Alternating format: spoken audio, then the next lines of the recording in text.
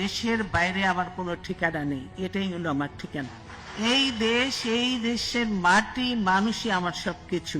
৮০ বছরে এসে থেমে গেলেন এক মহাকাব্যিক পথচালক। লাখো মানুষের অশ্রু আর বিশ্ব নেতাদের শ্রদ্ধায় সিক্ত হয়ে চিরবিদায় নিলেন আপসহীন নেত্রী বেগম খালেদা জিয়া, যিনি মাথা নত করেননি কোনো নির্যাতনের কাছে।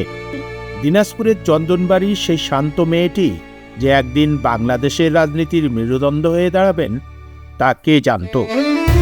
দক্ষিণ এশিয়ার ভূ রাজনীতিতে তিনি ছিলেন এক অনিবার্য নাম। তার প্রস্থানে শোকাতুর পুরা বিশ্ব।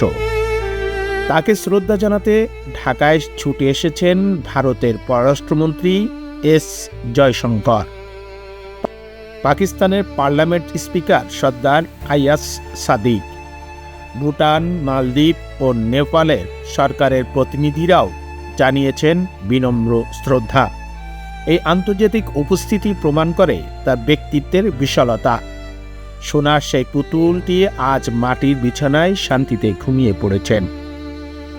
কিন্তু বাংলাদেশের ইতিহাসের পাতায় তিনি চিরকাল সোনালী দূতী হয়েই বেঁচে থাকবেন।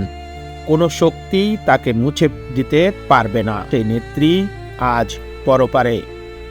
বিদায় হে আপসহীন নেত্রী, ওপারে ভালো থাকবেন।